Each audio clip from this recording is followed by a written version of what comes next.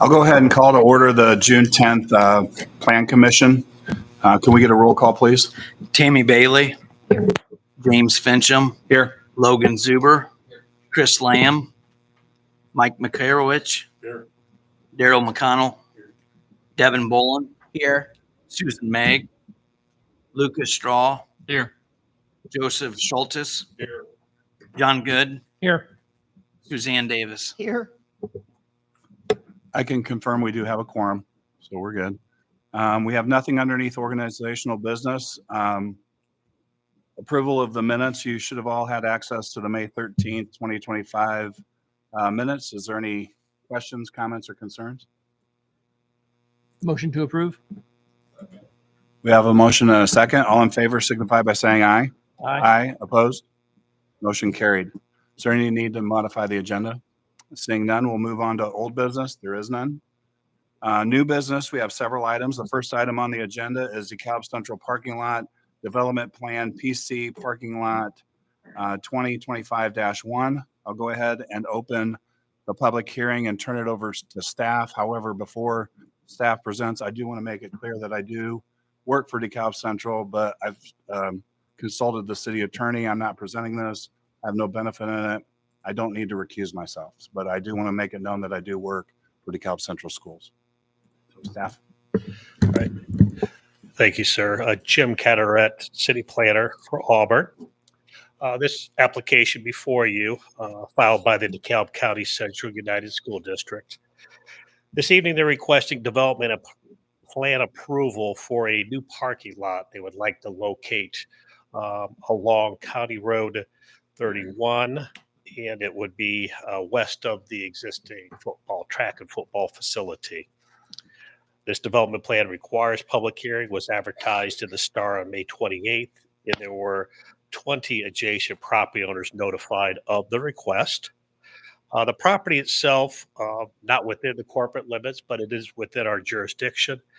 The entire property is zoned institutional. The property has city water and sewer and is thus under zoning jurisdiction of Auburn. On the screen before you is the just a snippet of the development plan. The parking lot again would be just to the west of the current stadium. They're making other improvements in that area, other structural and other cosmetic improvements. The parking lot itself is triggered for development plan because they have two new accesses onto the county roadway. Anytime you have a new access to a county roadway to a parking lot, you have a requirement for development plan. Other improvements they're making, you may have read about the band parking lot. That's a parking lot expansion area, or the practice area, but that does not in itself trigger development plan approval. So we're just focusing again on this part of the project on just the parking area. The administration does indicate it will have one-way traffic flow from south heading north, so they're angled parking spaces.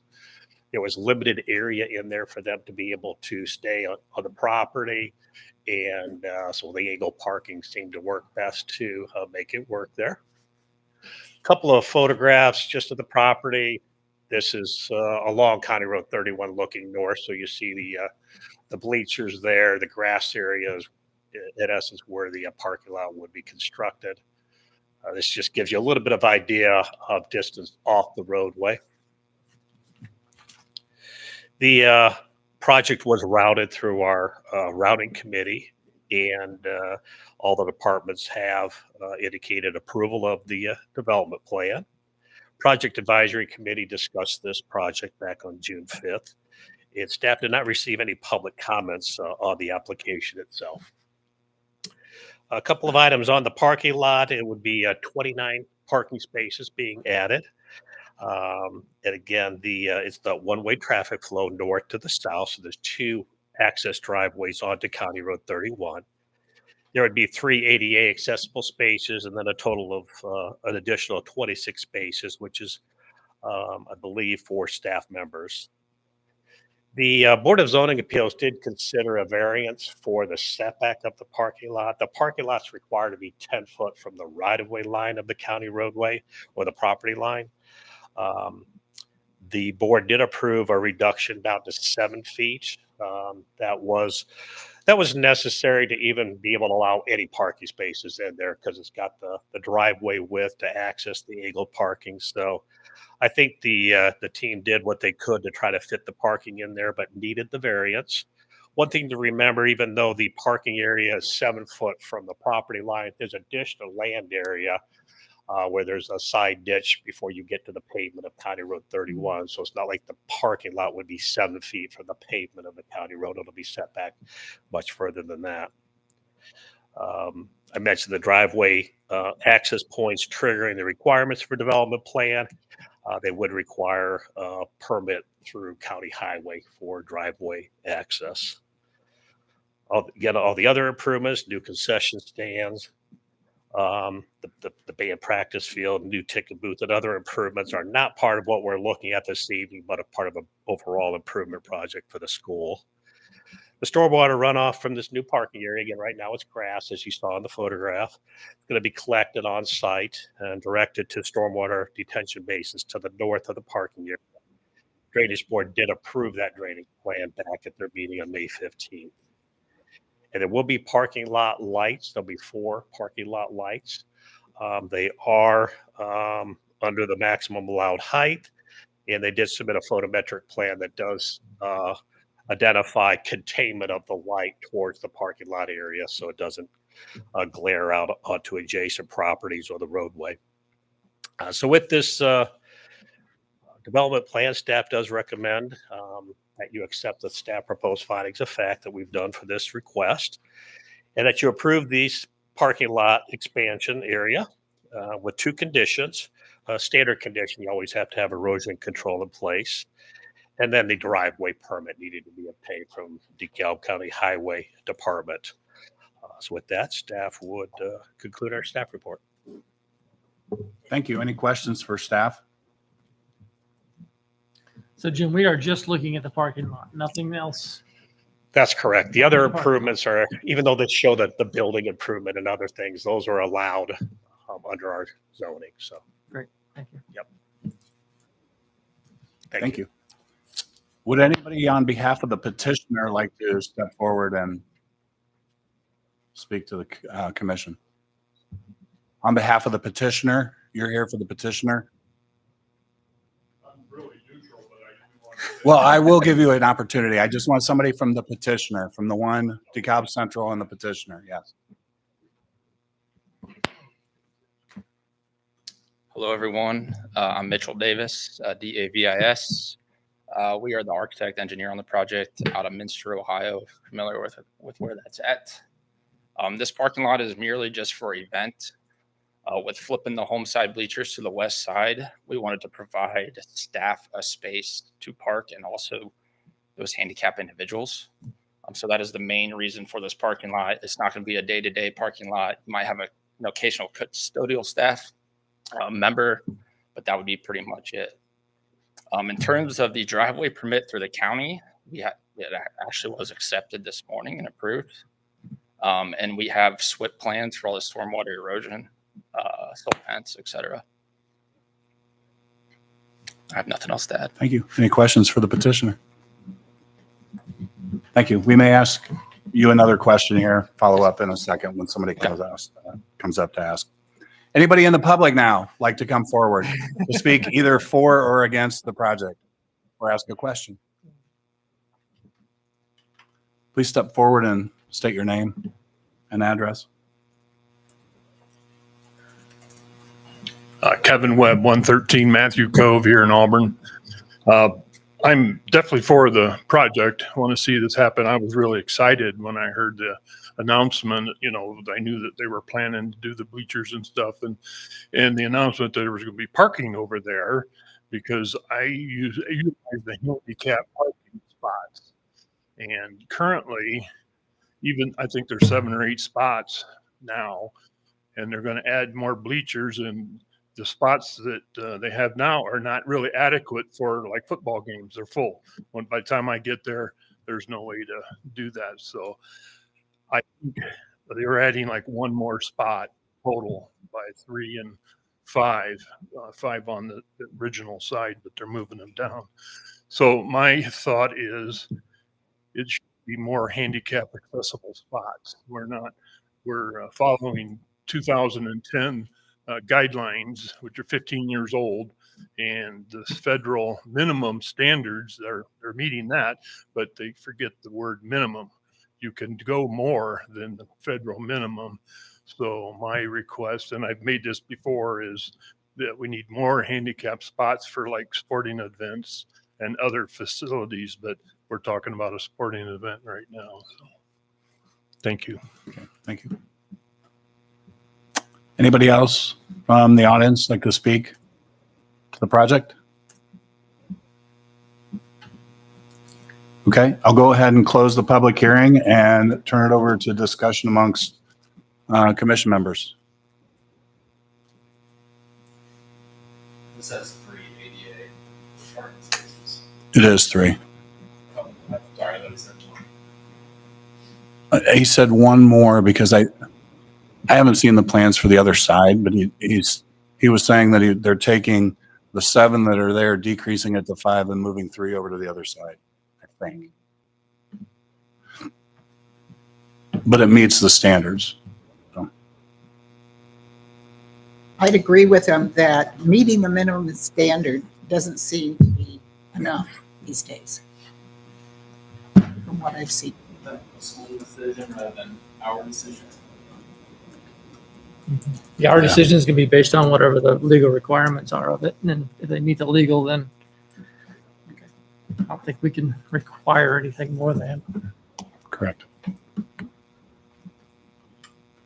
Anything else? Okay, can staff pull up the findings of facts? We do need to approve the findings of facts here. They are all in the affirmative. So I need a motion to approve the findings of facts as presented. Make a motion to approve the findings of facts for PC parking lot 2025-001 in the affirmative. I'll second. Any further discussion on approving the findings of facts? All in favor signify by saying aye. Aye. Opposed? Motion carried. Now we need the approval for the development plan for PC parking lot 2025-1. There are two conditions that need to be mentioned in the motion as well. We do it for PC parking lot 2025-001 with 2 conditions. So, Motion is second. Any further discussion? All right. All in favor signify by saying aye. Aye. Opposed? Motion carried. Thank you and good luck with the project. Second item under new business, Continental Development Plan for a parking lot as well. So this is PC parking lot 2025-002. I'll go ahead and open the public hearing and turn it over to staff. Thank you, sir. For this request, Connie Tech USA Incorporated requesting development plan approval for 2 new access drives onto 15th Street for the parking lot located south of their facility, which has a address of 725 West 11th Street. Again, this development plan requires public hearing, which was advertised in the Star on May 28th, and then 9 adjacent property owners were notified of their request. This property is zoned I2, which is heavy industrial. The plan itself, if you just go down a little bit, that's the property for Connie Tech, just to the west of the railroad tracks off of 15th Street. This particular project, again, they're making, similar to the school, they're making other improvements to the property. And they have a need to separate business entities in their existing building as well as the exterior. So they are trying to establish 2 new access drives onto 15th Street. They're making some additional improvements to parking spaces to the south of the existing facilities. Those parking lot spaces, a little bit of asphalt expansion does not trigger development plans. So I wanted them to show what's happening on site, but that's not what we're reviewing. What we are really reviewing are the 2 access drives onto 15th Street. There's a current drive to the west of the electrical facility on 15th Street. That drive will remain and provides access to a larger truck dock area, which is just on the edge of the screen. The 2 new access drives would provide access to 2 different parking areas. They intend to replace the perimeter fence. They're also adding fencing that would separate the drive area between the 2 new access drives. Again, this is for varying reasons for security, and again, trying to separate the two different entities that exist on the property. There would be vehicles utilizing the access drive, as well as probably some minor truck traffic. Again, most of the trucks utilize the far west drive. The 15th Street, as you know, was recently reconstructed. And so right now, a continuous sidewalk and curb lying along the frontage of this property. The plans that they're doing for the new drives would show concrete approaches with reestablished sidewalk and ramps and the like. So the separation distances between the drives meets our UDO requirement as well. A couple of photographs just so you can visualize it. This is the view from 15th Street looking north. This is the easternmost access drive. There is currently a gate there. I think years ago there was a gravel drive that came off of 15th Street there. That's why you see that's an existing gate, but that is a location where the new drive would go. This is the second drive to the west, the middle drive, if you would. Again, it's a grassed area, but it will be concrete approach and then pavement for a new parking area and truck access. This is just one final view from the railroad tracks. We're looking west. We can kind of see the new sidewalk and street improvements that were made there, where the drive will go, and this would be that middle driveway, if you would. The project was routed through routing committee, and all the agencies have approved the development plan for your consideration. Project Advisory reviewed this project back at their June 5th meeting. We did have a resident contact staff asking questions. What they wanted to ensure was we didn't recreate a trucks blocking 15th Street as we've had in the past historically for another development further to the east. And as you can see, there's quite a bit of distance where trucks will be able to, they'll have to go through a gate, but they'll be able to get off the roadway, so that scenario should not exist.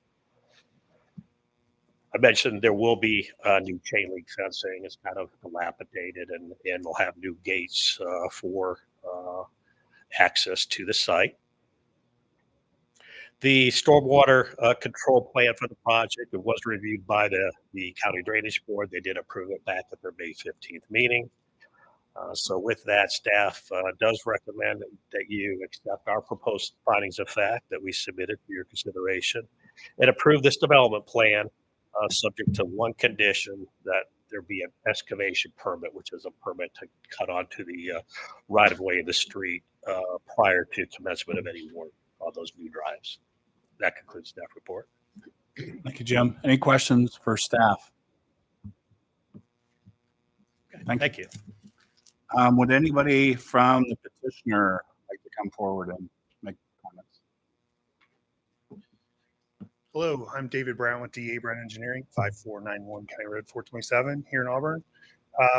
As always, staff did a great job with the history of the project. And I have David Wolf with Continental here, who can explain a little bit more with the separation of the two entities on the project, which is necessitating this. But yes, we are adding the two drive entries onto 15th Street, meeting all of applicable codes from Auburn. The drive for the trucks, this will help having any trucks backed up, because we're separating that and having more parking space for people. So, during construction, there may be a little backup while they're trying to get the infrastructure in place to alleviate the trucks. we may have that during construction, but definitely it's going to be fixed for moving forward. The truck dock will still be to the west of there, correct? Correct. That is correct. So, if you'd have some, David, would you like to explain just a little bit? Actually, this is so that we separate our mixing facility from our manufacturing facility that makes our products. Just so that you understand, the two docks that are putting in, the one that is farther west will be strict for operators. At shift change, we run 3 shifts. There would be approximately 15 employees interchanging at each of those shifts because there's 45 total. So we're not talking a lot of car traffic at shift change and stuff. The one more to the east, though, that one will be used for truck traffic. And when you look at the site as a whole, the majority of it comes in the west dock because that's where the high volume product comes in and out. The one that is on the west or on the east side would be getting 1 to 2 trucks a day. On a heavy day, maybe 3. And it's delivery of materials and picking up of materials that go. And it's basically 1 truck of material coming out, maybe 1 truck of material coming in on average per day. So it's not a lot of traffic. This is part of a $5 million improvement project in the facility. This is approximately 400,000 of it total between this and a building that we're erecting to take care of some of the containerization that we store out on the site, which should help as well too from a visual point of view of the site as you drive by. There's also been approximately 5 employees added with the split, so it's also improving some of the tax base within the city as well. Any questions?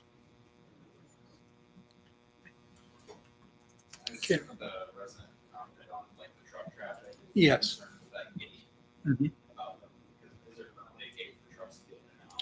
There is, and it's at the west end. And with there being now 2 accesses, it should make it better in the future than all of them trying to go through the one. Because currently, if you could go back to the other slide, the truck traffic that goes to the mixing plant comes in through this gate over here and then transverses all the way around through. So rather than that, they'll just be using this coming through. And this is where the volume of trucks are coming in and out of, so that can get more congested, which can cause the issue by having the 2 in the future. It should help with it. You know, I can't say that it's going to eliminate it because we still get busy at this end, but it should help. Anything else from the commission or the petitioner? Thank you. We may call you back up if there's other questions.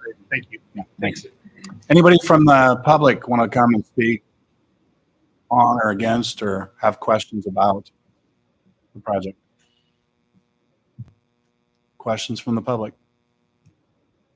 Okay, I will go ahead and close the public hearing. And any further discussion before we looked at findings and facts from the commissioners? Okay, let's look at the findings of facts for PC parking lot 2025-2. It should be on the board up there. There's 5 of them again, all on the affirmative. I'd like to make a motion to approve the PC parking lot 2025-002 findings of fact, all in the affirmative. Second. Motion and a second. Any discussion?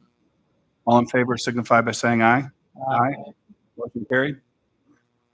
Now we need a motion to approve the plan as a whole, and there is 1 condition. Move to approve PC parking lot 2025-002 with 1 condition. Second. We have a motion and a second. Any final discussion? Seeing none, all in favor signify by saying aye. Aye. Opposed? Motion carried. Good luck. Thank you. On to the third item underneath new business, the YMCA. There's a development plan. This is PC Development Plan 2025-5. I'll go ahead and open the public hearing. Jim, before you open this, I haven't got a conflict of interest with the YMCA. I'm a member of the board, and so I will not be voting on this. But I will be staying up here and answering any questions from the perspective of the YMCA. If you have any questions during our conversations. Okay, Jim. Very good. Thank you. This request, again, for the building expansion there at the YMCA, Engineering Resources, the project engineer on behalf of the YMCA, requesting development plan approval. This is for a building expansion to the west side of the existing YMCA facility at 533 North Street. Again, this development plan requires public hearing advertised on May 28th, and there were 13 adjacent property owners sent notification. The YMCA property is zoned IS, which is the institutional district. There's also a small portion of the property that's located within our wellhead protection overlay district. If we can scroll to the development plan. So this project, again, is an expansion of the, let's go further down. Thank you. This shows the building expansion area that would exist to the west side of the building. So right now where the main entrance is for the facility on the west side would actually be relocated as part of this project. It does show there's, it's extending out into the existing parking area. There is, I'll get into the detail, there is a reduction of some parking and just kind of a realignment of some existing parking areas as well. Couple of photographs of the property. This shows the main entry area, so where the grass is and where you see the line of vehicles parked there. That would be where the building expansion would extend out to the west. And this just gives another view from the south property line looking north and again where the building addition would be. This is a oblique image showing the existing facility, which is currently undergoing some expansion in front. They're adding parking spaces in front of the building, a project you approved several months back. So this is a second expansion they intend to do here this year. The staff did not receive any public input as a result of all of our notices. Routing committee did consider this application and have submitted their comments, which is all approval for the project, as well as the project advisory looked at this back on June 5th. So overall, the addition's a little over 20,600 square feet. And it's getting us on the west side of the building and a reconfiguration of the parking lot area. The building addition would contain 2 new gymnasiums. There'd be area for bleachers on the lower level. There'd be restrooms, offices, a new membership desk area, a gathering area near the new entrance. The entrance, instead of directly to the west, will actually be facing north now into the building. And there's also a mezzanine area, so the walking track up on the elevated area. A mezzanine would be part of this project. The overall site itself has an impervious area of 60%, so they're well below what amount of impervious area they're allowed on the property. So what that's saying is they still have quite a bit of open grassed area on the site. The exterior of the building will match the existing facade of the building. They are removing a total of 69 parking spaces with the addition. But with those, even with the improvements and the overall size of the building at a little over 95,000 square feet, they're still well above the minimum parking requirement. They're required to have 238 spaces. With the addition, it'll have 370. And I note of the parking spaces, the reconfiguration of the parking area, there's 22 of those overall spaces are ADA compliant, and they're adding quite a few spaces as part of this project. Again, that's the main entrance into the facility. There is quite a bit of site utility work that has to be done. A lot of utilities, even a main water line that serves property to the south is right in that grassed area on the west side of the existing building. they have to relocate all of those utilities. And they're relocating them as far west on the property as they can. So if they do another expansion, they might be able to avoid utility conflicts in the future. They will have to vacate a current easement that exists for that water main, as well as establish new easements along the west property line. For stormwater runoff, and again, they are going over existing impervious area with the parking lot, but there was grass area just to the west side of the building that they will be losing. They did submit a stormwater runoff plan, which shows collection of the stormwater on site, discharging to an existing swale, which is on the south property line, that goes into an existing detention pond. Again, the DeKalb County Drainage Board reviewed this project and the drainage plan and approved it back on May 15th. So staff on this request have submitted proposed findings of fact for your consideration. We do recommend you accept those findings and approve this building addition for the Y. Would be subject to a total of 5 conditions. The 3 that they have to address before we would issue a building permit is, of course, have erosion control measures in place. That existing utility easement to the west side of the building, which covers that water main that serves facilities to the south, that needs to be vacated or removed. And then part of the parking area, they'll have a trash enclosure, and part of the drive on the south side of the building extends into a utility easement. They have to get a utility service agreement approved by our Board of Works, which is fairly standard. And then before they occupy the building addition, they'll have to establish a new utility easement on the far west side of the property. And that's where they're relocating the water main and other utilities to. And then all their work needs to comply with the submitted plan. So with that, staff concludes their staff report. Thank you. Any questions from the commission for staff? Thank you. Okay, thank you. Would a member or whoever is representing the petitioner please step forward if you would like? Hello, my name is Dan Brinsfield. I'm with Engineering Resources 4175 New Vision Drive. I'm here representing YMCA. Jim and staff does an amazing job. I don't have much to add. I just wanted to add that we will continue to work through conditions with staff, put the easements in place, the utility coordination, and work through the rest of the things. And I'm happy to answer any questions that you might have. Questions for the commission? This may be more of a question over here. So we lost 69 spots, but how many did we gain with the other one? Well, I just ran through the numbers. I think we added number 35 to 40. Yeah, it was. I think it was just like under a net 40. loss of about 20. Mm-hmm. Correct. roughly. Yeah. So it's not bad. Anything else? Thank you. No problem. Would anybody from the public like to speak to the project? Please step forward.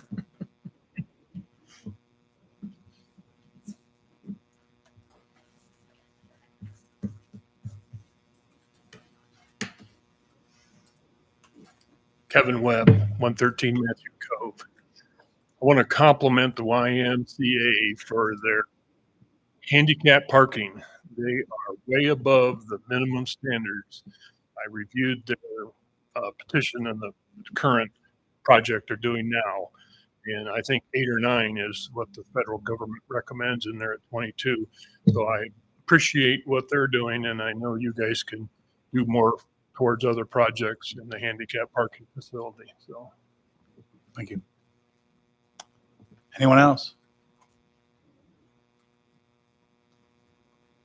Seeing none, I'll go ahead and close the public hearing.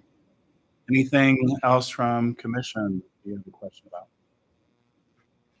Okay, can we go to findings of facts? We need to have these approved. Again, there are 5, the standard 5 that we normally have, and they're all in the affirmative. Motion to approve the finding of fact for PC Development Plan 2025-005. I'll second. Motion and a second. All in favor signify by saying aye. Aye, opposed? Motion carried.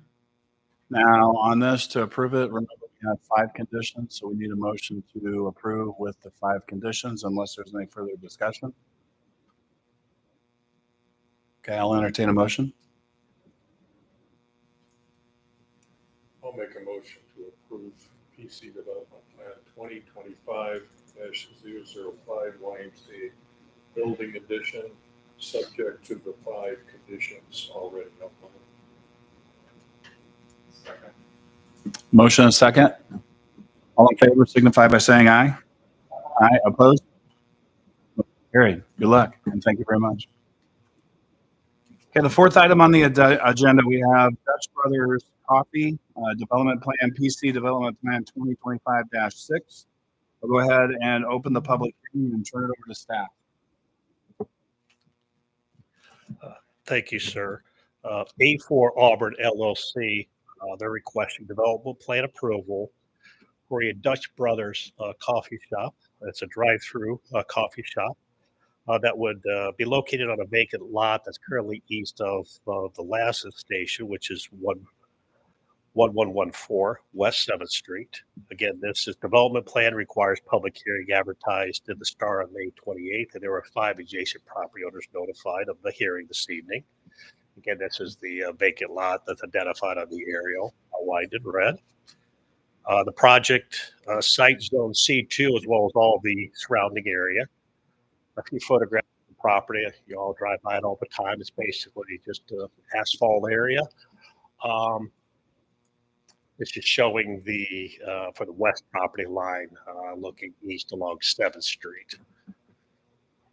This is the eastern property line. There is concrete barrier wall that exists on the subject property, separates the 2 uses. This is in the northwest corner of the site, the rear of the property. It is showing a utility line that crosses through the property. That utility line does have to be relocated. It would go right over the building. This is just an oblique image that shows, again, this property currently is 100% impervious. It's all asphalt, the entire lot. So staff, on this particular request, we did receive, at the time I did the staff report, we did receive 1 request for additional information. No comments were submitted based on that. But staff did receive a phone call on Friday regarding this application from a representative, an attorney representing Lasses Brothers. And so he had questions regarding the project. They had received the notification address, of course, as a direct neighbor. I had sent them the proposed site plan and that. He was simply commenting on one of the items I'll talk about will be a cross-access easement. That is a necessity for this project. Currently, there is no direct access from State Road 8 to this parcel. And INDOT, at least to date, has indicated they would not authorize or allow an additional access. With the whole State Road 8 project, they're trying to reduce accesses. So the property owner has had to try to negotiate with the 2 adjacent property owners for some type of access. And they have chosen to try to work with Lasses Brothers. And their plan shows a access easement on the plan. The call from the attorney was about the cross access. They have not reached an agreement. There are in discussions, negotiations. I know the developer for the project has reached out to the Lasses Brothers and provided a draft agreement. But I just wanted to indicate to the commission the discussion that occurred and the fact that there is not a signed agreement at this point in time. You'll see one of the conditions, of course, that we recommend addresses that directly. I'll get to that in a moment. Again, with the overall, if you can go back to the site plan just quickly, this shows the overall site plan for the project. And again, the cross-hatched area is where the cross-access would be. This would actually entail moving the entrance that's currently at Lasses to the east. It would still be half on Lasses and half on the Dutch Brothers property. But it would be a new access drive, similar to what you see with Dairy Queen and ProFed, where you can drive in and go either right or left. That's what you would see here. The overall site, the building's in the middle. Again, this is a drive-through facility, so there's no eat-in, dining eat-in area or outside eating area. There is an outside order window if you do want to walk up and order. That would be under a canopy that's on the east side of the building. There would be parking area up front, as well as 2 spaces at the back of the building. And you would drive around the building, first to the east, north, and then get into the drive-through lane for the facility. A couple of illustrations of the building, of what they propose to do. Again, Dutch Brothers is I would call them a national chain. They exist in many different states. That's their proposed building. The plan was routed for review, and then, there was some comments that still needed to be addressed. They have resubmitted, even since the last routing meeting that we held back on June 4th. And so we're going through those final routing review at this point in time. And the project advisory committee did meet back on June 5th to review this project. The zoning allows the drive-through facility. And it's also located in our corridors and overlay districts. So there's enhanced building design, architectural standards that they have complied with, as well as other standards regarding the trash enclosure and landscaping and such. They do comply with all of those standards. The development of this parcel was never platted, so they are going through and establishing a recorded plat for this that has been reviewed as well and is ready to be recorded. It's that plat that establishes easements on site. One of the easements is that relocation of that overhead power line that's being shifted to the east property line. And of course, the city needs easements for that to occur. The plat would also contain information about that cross-access easement.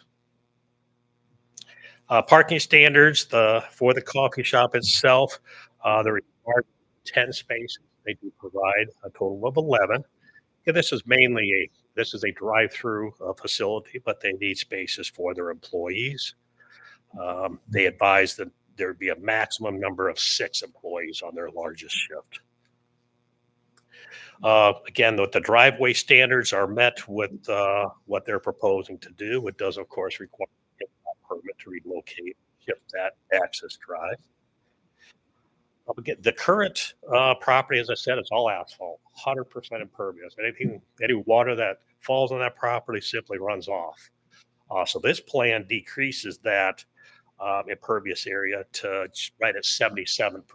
So it's a tremendous benefit. They're adding quite a bit of landscaping and grass area. Plus, their parking spaces are going to have pervious pavers as the parking area that help them meet the requirement, and that's allowed.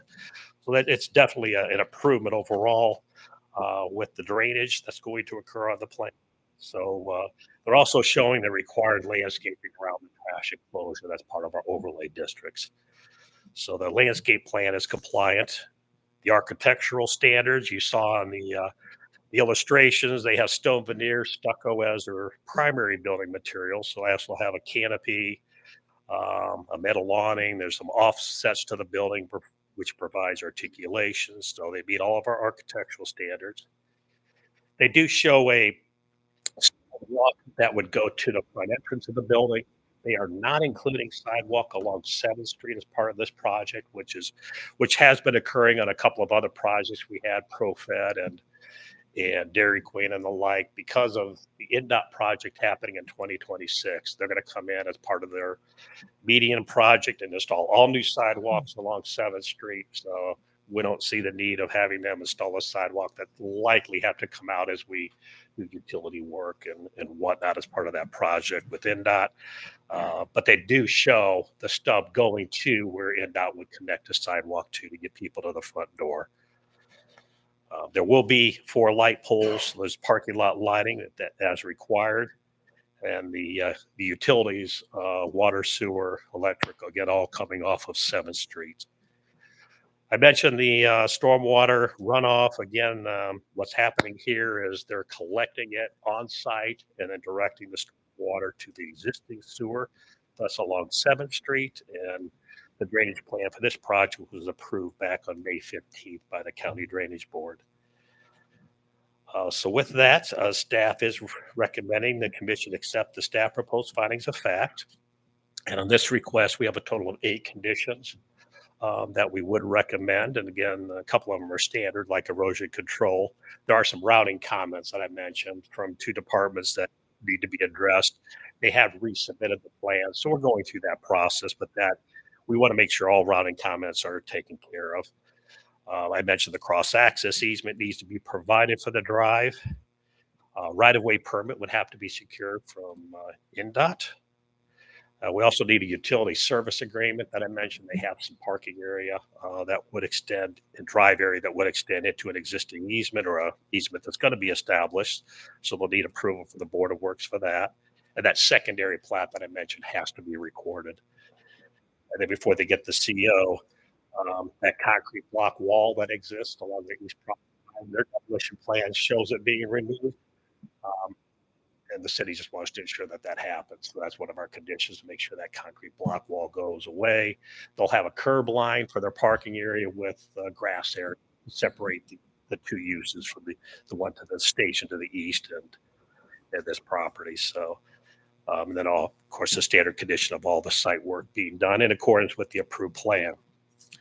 And again, in talking with the representative, the attorney for Lassus, identified the conditions. You know, we of course as a city want to see this lot developed. You know, it's a undeveloped lot that's been sitting there for some time. It's a great plan for reuse of that property.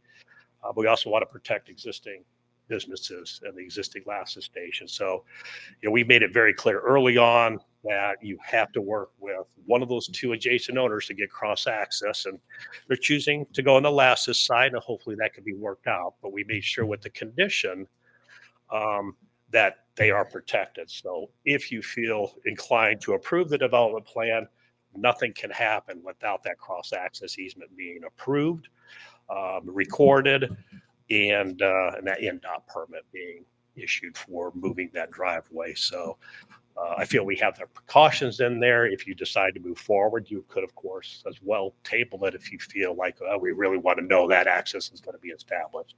You have a choice either way. But I just wanted to make sure that I made it clear that we have protections in place with these conditions. So nothing can occur without that easement. So that concludes staff report. Thank you, Jim. Any questions from the commissioners for staff? So if they would want to or need to go the opposite, they'd have to come back. They likely would if they had to shift an access. It's always about the access. You know, that's what those other two petitions this evening were about, because they were establishing new access. If they're trying to use an existing access, it may not trigger a development plan review by the commission, but it certainly will by staff. It would be an amended development plan. So I don't want to say for sure it would come back, but it would certainly be reviewed. Any other questions? Okay, thank you. Would somebody on behalf of the petitioner like to come forward?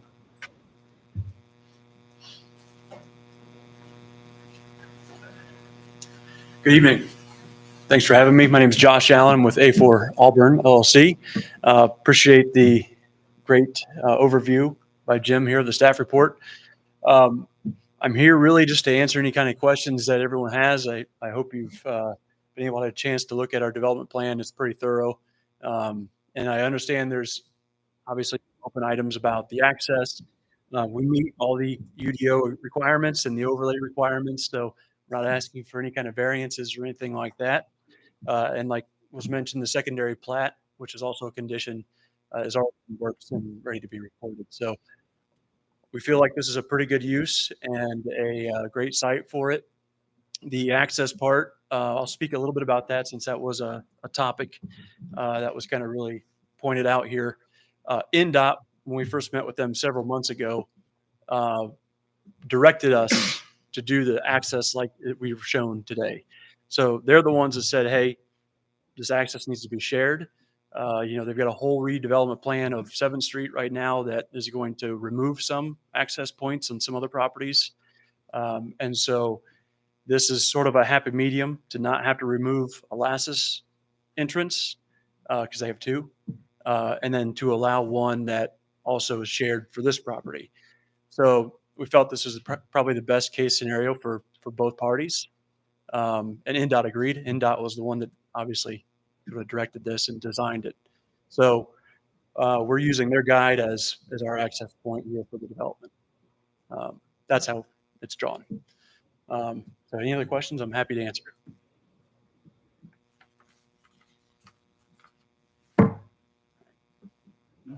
Thank you. Thank you. Would anybody from the public like to come forward and speak to the project? Anybody from the public? Anyone from the public? Seeing none, I'll go ahead and close the public hearing and turn it over to commissioners. Is there any further discussion? BP currently houses a coffee house, correct? What's that? BP currently houses Five Lakes Coffee House, correct? That's Did that get? yes. Did that get replaced with Smoothie King? No. Glasses has Smoothie King. Oh, that last. I gotcha. I'm just glad to see the concrete barrier going away, at least on one side of the property. Amen. So that's a good thing. Anybody else? Okay. I closed the public hearing. Yes, I closed the public hearing. Let's go to the findings of facts, please. Again, we have our standard 5 findings of facts, all in the affirmative. Any questions, comments, or concerns about the findings of facts for this project?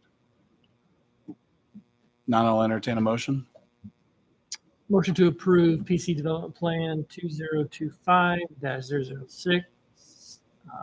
Findings of fact, all in the affirmative. Have a motion, a second. All in favor signify by saying aye. Aye. Aye. Opposed? Okay, so now, I know it was mentioned before tabling this. I don't really want to table it unless some other member sees fit that needs to happen. I would rather just kind of go ahead and go forward. Don't make them come back to us a month down the road if something gets approved like tomorrow. And then we have to come back. That's not, I don't think, very favorable to the petitioner. So we do have the 7 conditions, actually the 8 conditions that we need to have approved along with the motion to approve it. So I'll entertain a motion.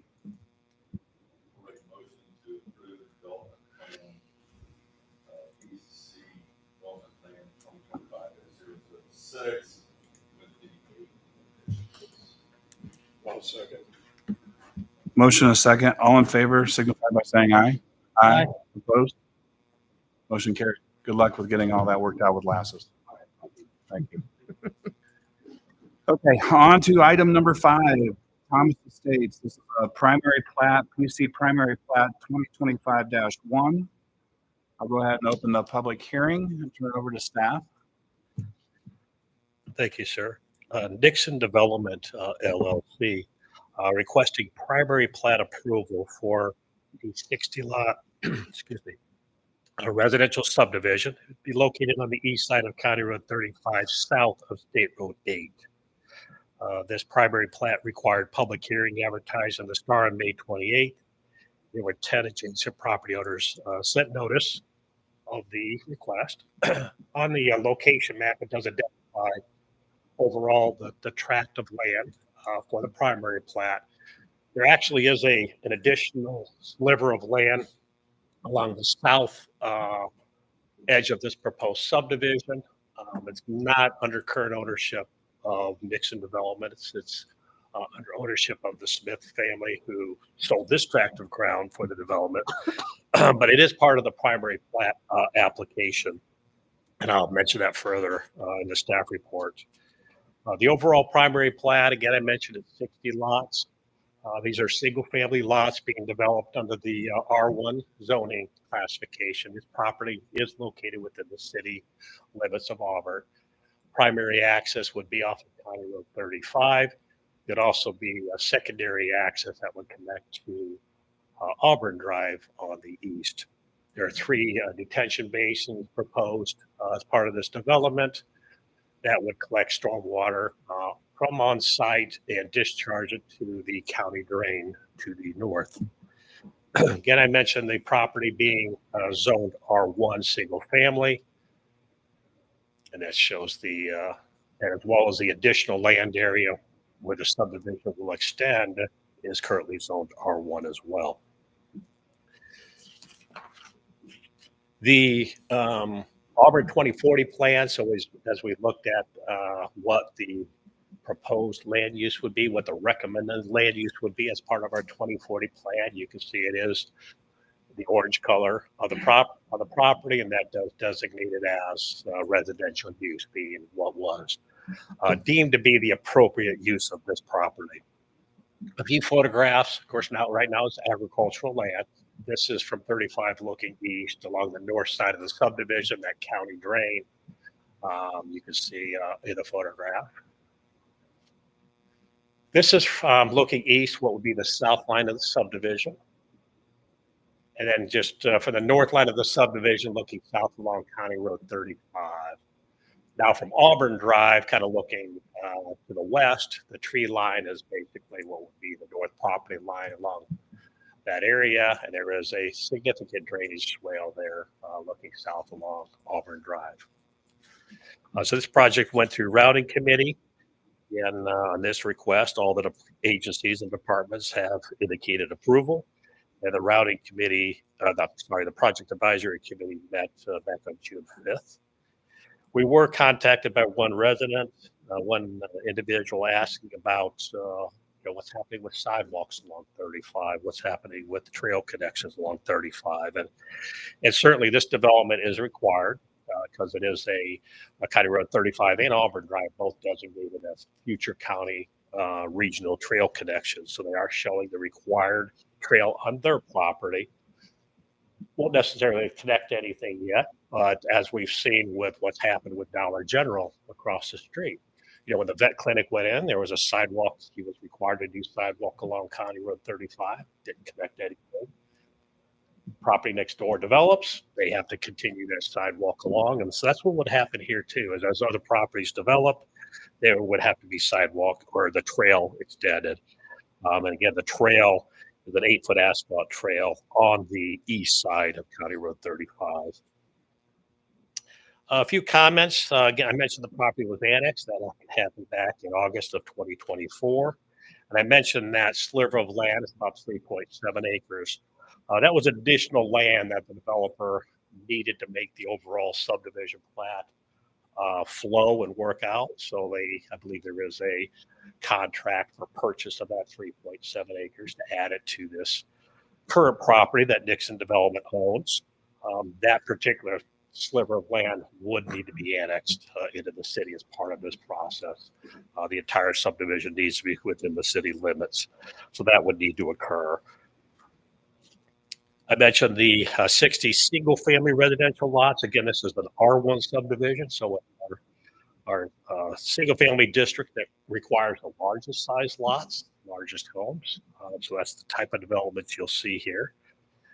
And I mentioned the roadways on a thorough plan. They're actually minor arterial roadways with the requirement for the regional trail. All the development standards of the R1 district are met, lot size and et cetera. Site utilities, there is sanitary sewer currently on the southwest quarter of the subdivision. And there's a 12-inch main that exists along the west side of County Road 35. It would have to be extended south to serve this development. And we've had discussions with the developer and their engineers about that. Most of the subdivisions in Auburn Electric, there's a very far eastern part of the subdivision that's in Indiana, Michigan power territory. And I believe there's been some correspondence, at least with I&M, to decide, I think there's maybe 4 homes that would be within their territory that perhaps that could be somehow negotiated to be included with the Auburn Electric territory. Mentioned the legal county drain along the north side of the property, and that's going to be the outlet for the stormwater detention system that's going to be constructed within the subdivision. The county surveyor's office has generally approved the primary plat. They have not gone through and taken a vote for a formal drainage plan for the project. That would be part of the infrastructure plans where they actually have to show very specific calculations on the overall infrastructure system. But the county surveyor's office has reviewed the plan and has approved the plan submitted to date. So overall, staff's recommendation, the primary plat complies with all of our standards of the UDO. And we do recommend approval of the primary plat and acceptance of the staff proposed finding of fact. We do propose 3 conditions, and that any and all routing comments that are outstanding need to be addressed. Prior to consideration of the secondary plat, that sliver, that 3.7 acre sliver of land does need to be annexed into the city. And there has to also be a stormwater management maintenance agreement. That's for future maintenance of the stormwater ponds that are part of the property. That'll be a standard condition on any new developments such as this. So with that, that concludes staff report. Thank you, Jim. Any questions for staff from commission members? Jim, I might have missed it, but you said it does comply with the 2040 plan? It does, yes, directly. Thank you. Yeah, thank you. Would anybody from the petitioner like to address the commission?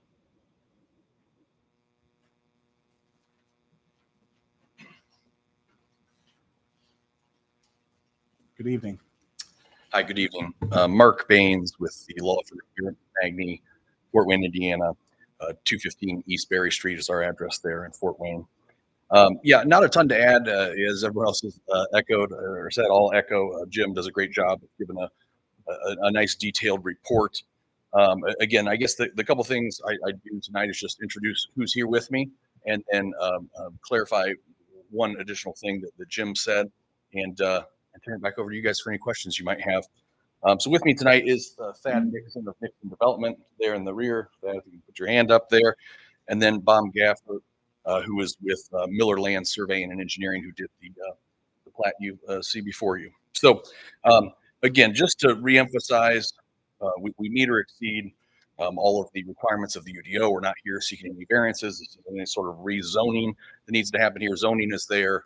This is consistent with the Auburn 2040 comprehensive plan. So again, with that, really turn it over to you guys for any questions. And I don't know, Bob, if you have anything you'd like to clarify. He's happy to answer any questions you might have.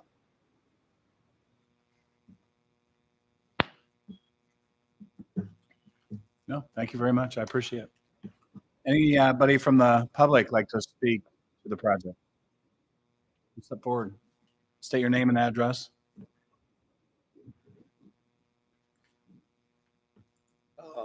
My name is Marty Enlow, 5413 Salmon Run, and I own the property. Me and my 2 children own the property, I guess, to the east, I'm sorry, of the development.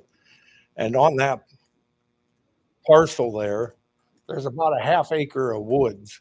And I was just kind of wondering what the plans is, if any, for that, if that's going to be eliminated or not.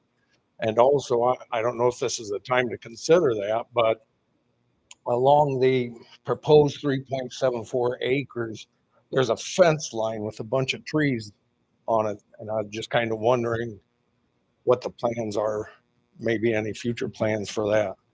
Personally, I would like both of them retained for aesthetics and wind breakage. And I just kind of getting an idea what the feeling is about those 2 things. Okay. I'll pass that on. I got those questions written down. The fence and the tree line. I'll ask. I can ask them now. I was going to place that down, but staff or anybody from the project like to discuss the tree line and the fence that's in the additional property. Now, technically, I understand you don't own that property yet. So the part with the fence. So they're not the owners, I don't believe. Again, I'm Bob Gaffer with MLS Engineering. We're not that far into the technical grading, how much earth we need type of, I know our rule of thumb is to save as much trees we like them to as possible. But there is along some property lines, like we're rerouting a legal drain that runs through that southeast corner. I just want to state we can't save every tree in this case. Just because of rerouting and accomplishing that, rerouting that legal drain that runs through would be the southeast section of it. And then when it comes to grading, we may need to cut some back to tie into existing and keep somebody else's backyard from being a one-to-one slope, but I don't know that answer yet. My design philosophy, if I'm using air quotes there, is to save as many existing trees as possible, because that'll help any landscaping that will be required in the secondary development phases then too. Maybe on the back of those property lines, whatever, however many lots that would entail. So, Right. yeah. Do you have any idea about the fence? I On the correct south me if side I'm of wrong, ours, that's just on the south. It's the one that bounders Auburn Drive, that little triangle property. Is that what we're looking at? The 3.1? on his drive or our very south. I don't know the part that we're I think talking there's about. a fence. The plan shows now on the drive 11, but there's one on the right at the, yeah, if you're not, which you're not going to see at that scale on them. So lots 28 through 33, there's a fence, I think, somewhere in those trees.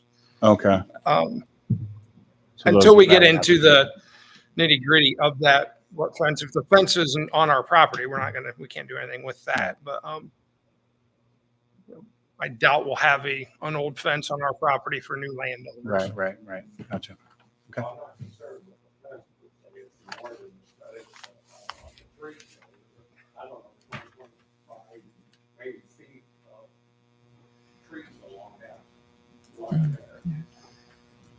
And then the half acre, you can see on the left-hand side of the east boundary.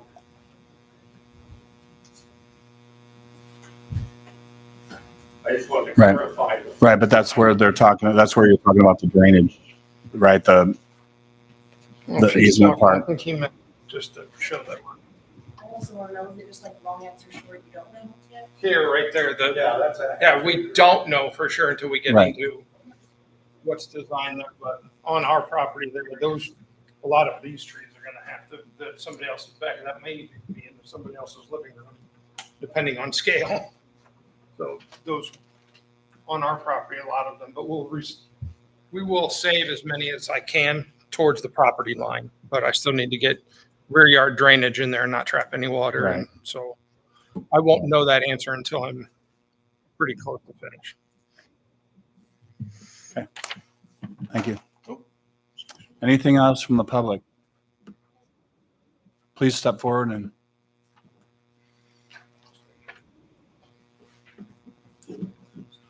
state your name and address and give us your question and we'll pass it along. Good evening. My name is Heather Haynes. I live at 4930 County Road 35. I was not notified of this project. I did see the sign out by the road last week, and so I just have a couple questions. What will be the price range of these houses? Are they maybe 100,000, 200, 300,000 dollar homes? Do you have any other questions? I do. Okay, go ahead. And when would this project be starting? I know that right now it's farm ground. How soon would houses be being built in the subdivision? Anything else? Price, project start date? Yes. Anything else? That's it. Can anybody from the petitioner well, it'd be the petitioner. I know with the larger lot sizes, you're not going to have $100,000 homes on them. I mean, Yeah, if I read the hand signals I was receiving across the room here correctly, I think $300,000 to $500,000 is the anticipated range of the houses. and project start, I know he's got some other land that maybe he's working with still. I don't know. Would it be this year, beginning of next year, or when you try to start? Probably 26. That was probably 26, Yep. 2026 for the record, yeah.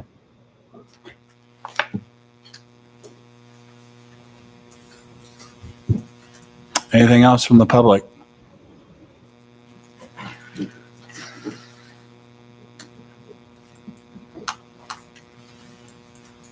Jeff Johnson, 4499 County Road 35. My property lays on upstream from the in-laws. And we've been back there for 120 years. So far this year alone, we've had the Metcalf ditch overflow in my front yard twice already this year. And they put in new culverts, which helped tremendously. But I don't want my farm to be retention pond number 4. And I don't think anybody realizes how much water comes back into that area on a bad rain. Like I said, I've been there my whole life. I've seen the water standing a half mile across my farm. And I'm not sure. I know these retention ponds are supposed to slow it down, but we need to really make sure that that happens. Because again, I've already got enough problems back there from all the runoff that's right there right now. And if we plug that on up downstream, I really have a great concern that I'm going to be the last guy floating in a boat, because it goes clear up around my house and my buildings and out through my pasture fields. There's a tower back there. It goes clear back to the tower that's on my property. And I don't think people have any idea at all how much water is being shoved back there on my property. And like I said, I don't want my farm to be retention pond number 4. I really want you to consider how you're going to slow that water down to keep it in those ponds and release it slowly. If you just put culverts in to the ditch, we're going to have a big problem, And I didn't want to wait until it was too late and there was more water back there, because I think people don't realize how much water I have to deal with. Like I said, already this year, there's been twice that it's flooded back there. And I want you to know what's going on upstream. Can you scroll back to right above where staff recommendations starts? Number 7, stormwater control. The second bullet point kind of addresses that with formal action by the DeKalb County Drainage Board will need to occur as part of the consideration of any secondary plat for the subdivision. So it will need to be addressed by the county drainage board. Well, I mean, but I'm here tonight because I have to voice my opinion now rather than later. And this is the first go around. So it's bad back there when it's bad. Like I said, it's done it already twice this year. So appreciate your time and put it in your notes. But somebody needs to come back and talk to me, and I'll show them how much water we get back there. And I'm glad to do that. But I don't want this to be just forgot about, and I have to deal with it later. Did you receive notice for this? Yes. I believe you would also receive notice from the drainage board, wouldn't they have? I can't speak to the county. This is the only notice I've gotten so far. Well, but I know it's we're gotta just go to the beginning. secondary plat too. But that's all I have. Are you on the east side or west side of 35? I'm on the east side. Back there was an old gas station right there at State Road 8 and County Road 35. My driveway sits 3/4 of a mile back. There's a big cell tower back there. And so I sit way back off the road by myself. So you're on State Road 8. My your address is County Road 35. Property fronts on 8. No. I was trying to find out. Yeah, exactly I do where you have are. property on 8, yes. But you're north of this property. Correct. North and east. And I that's- follow the Cliff Metcalf ditch. I gotcha. The Cliff Metcalf ditch goes right through my front yard. You're on the north side. Correct. So if you turn off from 8 onto 35, you turn immediately and you'll go back my drive. And everything flows south from you, correct? Yep, into town.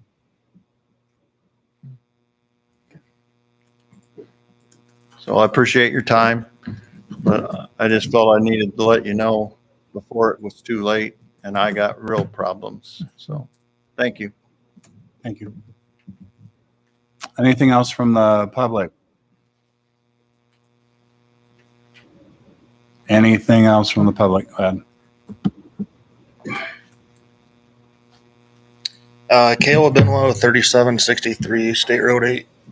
I'm that little square up there, and then my family owns the property next to the project here And I'm just wondering if that's going to affect the zoning or annexation of any neighboring properties with this development. I don't know that any of us can speak to that. I mean, are you talking 10 years, 20, 30, 50, 100? I don't know that we can. I guess in the immediate future. I don't know. Staff, do you have any? I mean, I can only comment at this point. So this property that's outlined in the red was voluntarily annexed into the city because they wanted to be served city water, city sanitary sewer, which triggered the requirement for annexation. At this point in time, the city doesn't have a plan to extend boundaries involuntarily. What we do at this is voluntary annexation. So only if you or the property owners would want to have water and sewer and want to be part of the city. That's the way it currently works and has worked for a number of years. Okay. It looks like the zoning for both this property and for the county is an R1. And so I think your zoning, I don't see a change with that, with any of this. I'm just concerned with like the neighboring properties getting, because of this project, I guess, or directly affected from this being developed. It won't be by this project. Future projects, maybe. It depends on the. Yep. Okay. All right. Thank you. I misunderstood what you were asking. I'm sorry about that. Anybody else from the public? Anybody else from the public? All right, I'll go ahead and close the public hearing, and we need further discussion among commission members. Comment on the drainage. This is a primary plat. So it's basically a concept for the overall development. Right now they're showing 3 drainage ponds. Once this gets approval and they start infrastructure design for section 1, that's when the drainage calculations will be prepared, submitted to the county, approved by the county. So it's a process that they're going to have to go through. And right now it's basically a concept, and that's what we're approving. Thank Well, I guess my problem is I've been through these things before, and what happens. Please, okay, I understand that the public hearing is closed. You need to come up and speak at the microphone so you're on the record. I will allow you to speak even though the public hearing is closed. The problem I have is, like I said, I've been through these before, and what happens then is the next committee says, well, they approved it. So if they didn't find anything, that they didn't do their due diligence. So, or here it goes. And the next thing it's rolling down, and well, 2 of them agreed, approved it. The 3rd one approved it. The 4th one approved it. And it's all based on what happens with committee number 1. So that's my biggest problem. We got to put it in the notes and make sure somebody's looking at this in the right way. It is in the notes. It's It'll there. affect what It's affects there. me, and I would like somebody to come out and I'll show them how It's far going to have to be the water is. drainage board because the So, drainage board is yeah. the one that would need to attack that. I don't mean to be beating a dead horse, but Jim, if it was around your house, you'd be a little nervous. I'd be at the drainage board. Yes. So, thank you. Yep. Anything else, commission? Did we determine he will get a message then or a notification when the drainage board approves or not? I can't.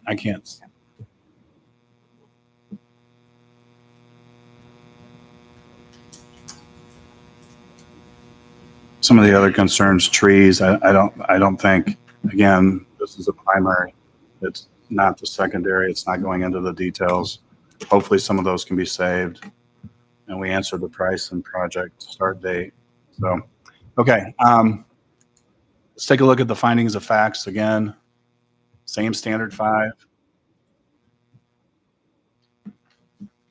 All in the affirmative. Any questions, concerns? If not, I'll take a motion to approve them.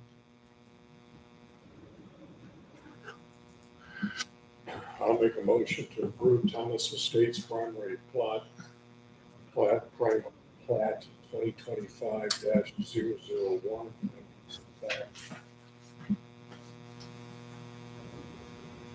In the affirmative. We got a motion and a second. Any further discussion? All in favor signify by saying aye. Aye. Opposed?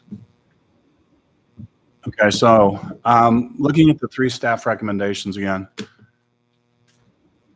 and I think it might be overkill to do it, but would it help if we put in as another condition? No, because it's got to be the secondary plan. I was going to suggest that we put in there the county drainage board must approve the drainage plan, but again, that's a secondary plat, so.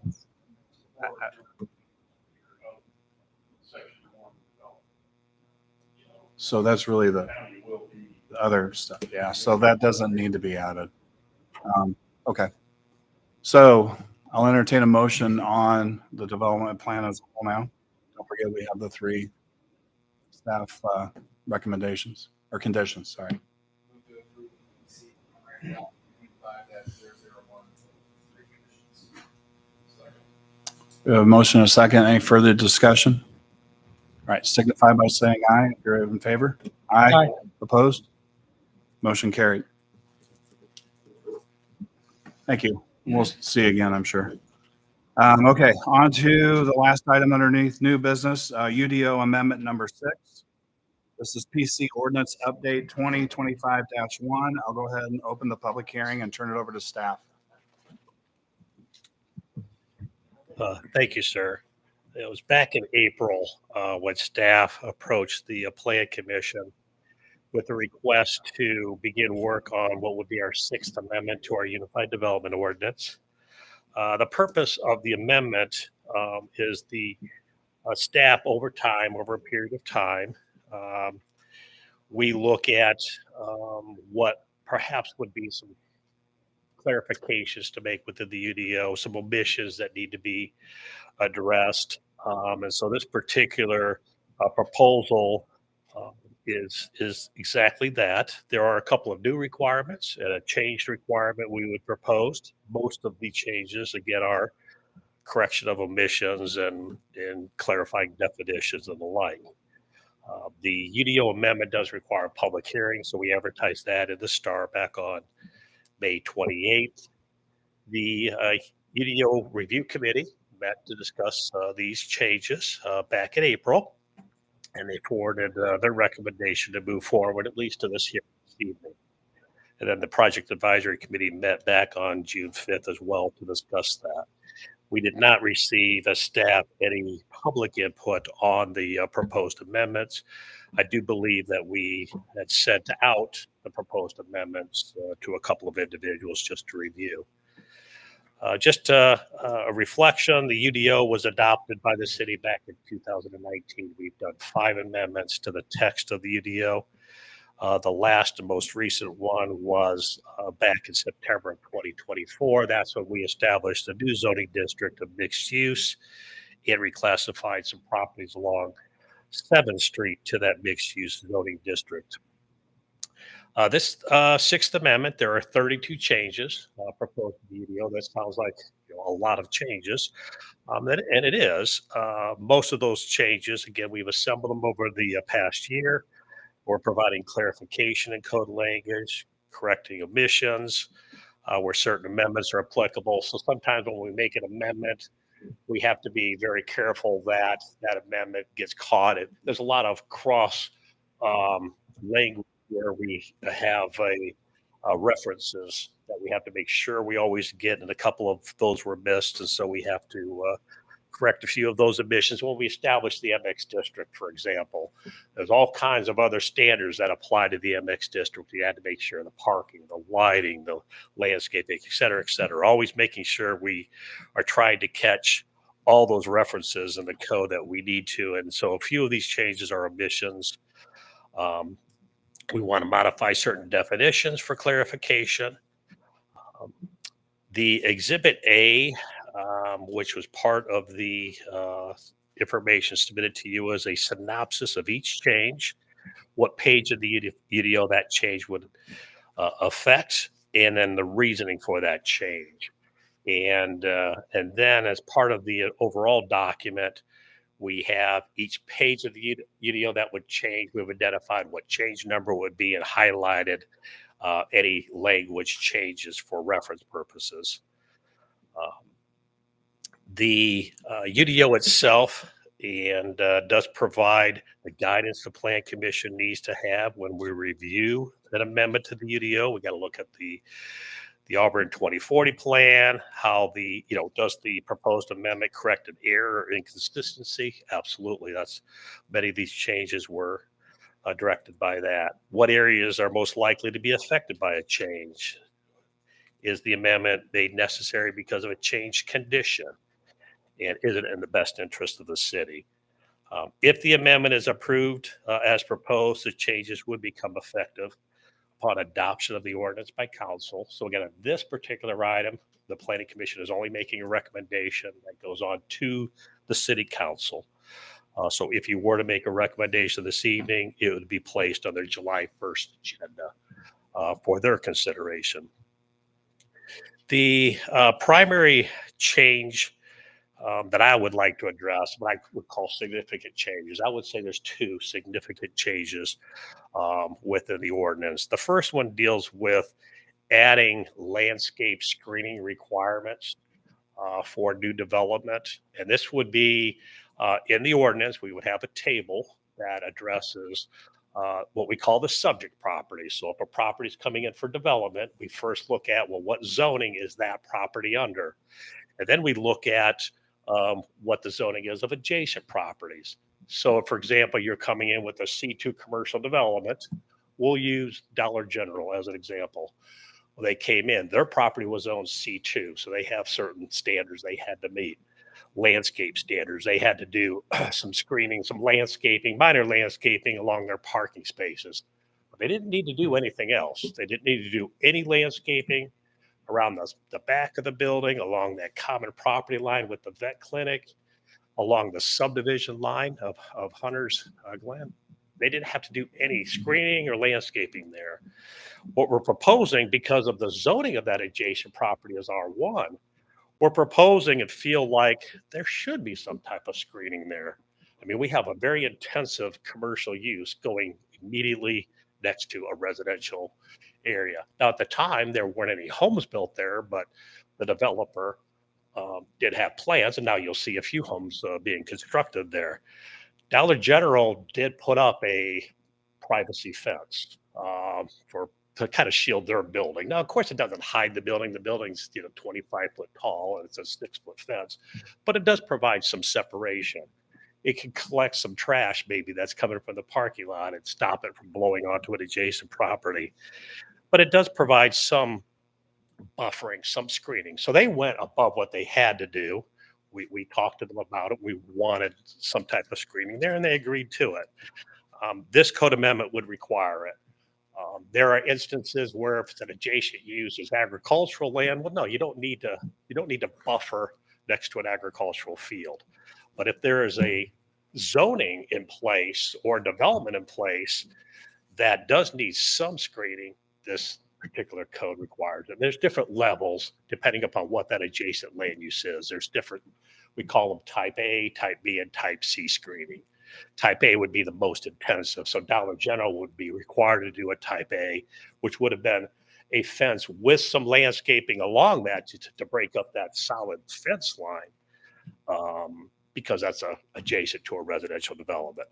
I think that's a fairly significant change in that, but I think it's one that the community would almost expect. You wouldn't want a commercial business being built next to your home without some type of screening there of some sort. And we don't dictate a fence. We don't say it has to be that. There's different options. If you have the land area, you could do a berm. You could do a landscape screen with trees and specific species of shrubs. You could do fence or a combination thereof. That's one change. The other one I want to identify is the actual proposal to eliminate a requirement of the UDO. So we require public hearings for a change of zoning. And when I say a public hearing, that's legal notice in the newspaper and notice to adjacent property owners. That's for a rezoning, That would be for a primary plat, like what we just considered. Those are public hearings we want to make sure neighbors are aware of. We put the signs out, something new that we started, because if you don't live adjacent to it, you don't get a notice in the mail. But if you drive by it every day, hopefully you'll see a sign and that kind of triggers, oh, something's happening there, and at least find out what's happening. We also require it for development plans. So all those first items we started talking about required a public hearing with direct mail notice to neighbors and a legal notice to the newspaper. It's not required by statute. Statute requires it for the rezonings. Statute requires it for those primary plats. Does not require it for development plans. The Auburn, I would say, is unusual to require the development plan public hearing. A lot of communities do not require it. The issue or the concern that staff has with requiring a public hearing is it can give a false hope to an adjacent property owner that, I don't want to say that they have a direct say in it. Like for a zoning, somebody is asking to change what that adjacent property can be used for. That neighbor absolutely should have a right to speak and have some influence over that. Development plan are administrative actions by this commission. It's basically a check the box type review. You are limited as a commission to ensure that the UDO requirements are met. Somebody may not like the layout of the property or the orientation of the building. I don't want to say you don't have control over that, but you have very limited control over that. If they meet all of our UDO requirements and the architectural standards and landscaping and lighting, you have very little authority to say, well, we really don't like that. We don't want that use there, or we don't want that layout that you have. You have some control, of course, over access location, but generally it's our standards of where driveways can be, et cetera. We want to make sure neighbors still know what's happening about a project. They just wouldn't be an advertised public hearing. We would still place the sign out on the property, which identifies public notice. Something's happening on this property. So the amendment has that in there, that we as a department have to put that notice out on the property. I'm just proposing that we eliminate the actual requirement for the public hearing to be held. Public, of course, can always attend the meeting. It can provide comments if they want to staff to relate to the commission. It's just eliminating that specific legal notice requirement. We still post as part of the city's website. We always have each project as it comes in identified on our website where they can see. As soon as we have the information, we put it out there so anybody can see, well, what's being proposed for the property, what's the plan look like. And again, we would still do that public notice sign in the yard. I would say those are the two significant changes that I wanted to at least bring out for your consideration. Willing to go over any of these proposed changes if you'd like, but I don't think it's necessary unless you want to go through each one. So I will leave it at that. And again, findings of fact are not specifically required for this text amendment. These are more of items for you to consider in making your recommendation. So with that, I'll conclude my staff report. Thank you, Jim. Any questions for staff from commission members? Jim, on change number 4, you're adding decking or composite planks as part of a impervious structure. Yeah, right now it's not listed at all, but decks have some, obviously, it's a hard surface. So we don't feel 100% coverage because some water can still go between the planks of a deck, but a deck still has some impervious surface to it. The similar as what we have, the pavers, stone, concrete, and like. There's still some permeability to it, but it's not 100% pervious or impervious. So why do you want to include that as part of the 70% coverage? Again, because right now it's not listed at all. So I believe it is a 0% coverage. So it's not counting at all the lot coverage. Well, there is some level of hard surface there, just like a patio or something else. We didn't want to make it 100% like a non-porous concrete, but we felt it has some coverage standard that should be met.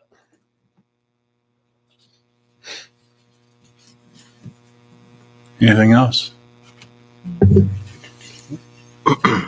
You've got signs.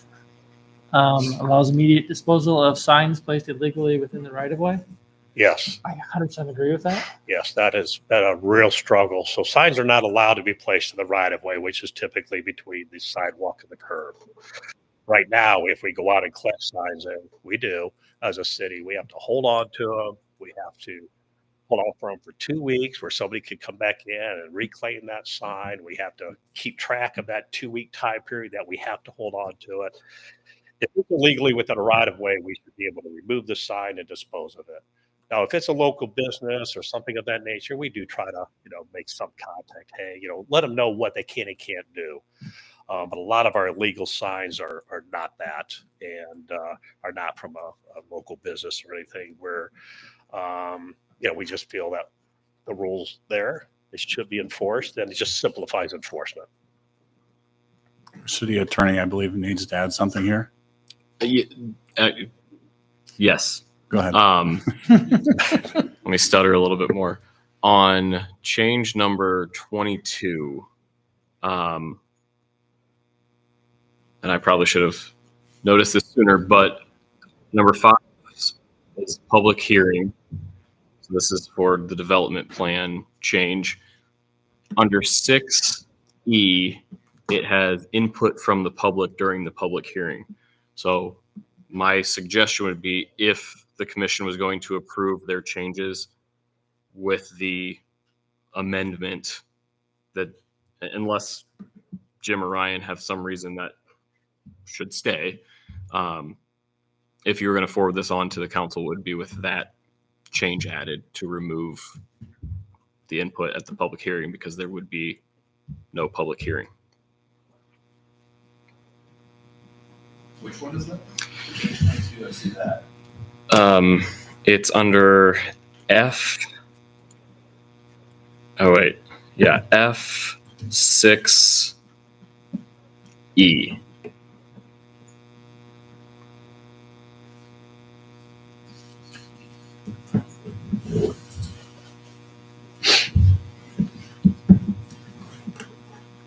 Should it say input from the public during the public meeting?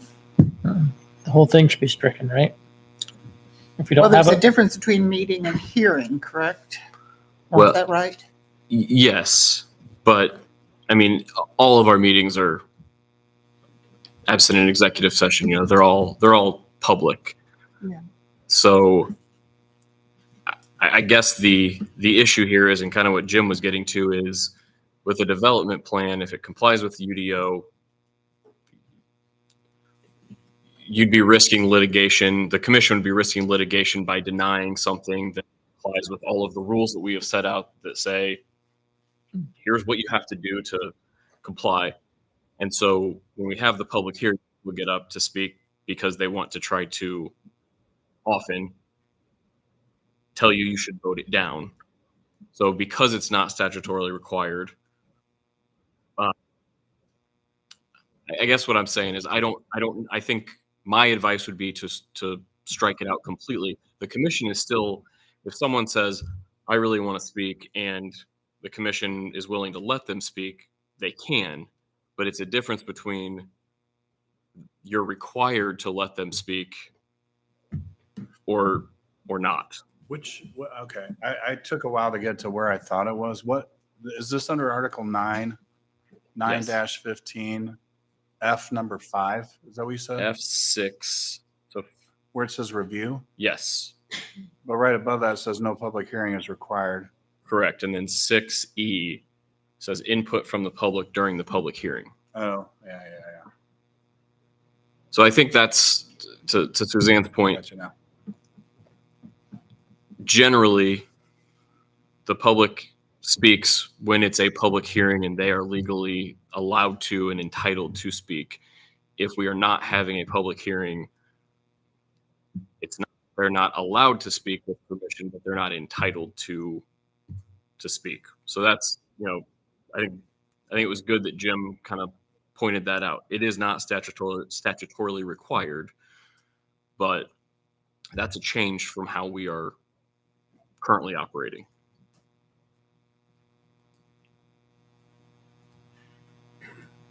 Just a question, Jim, do other communities in DeKalb County require this review?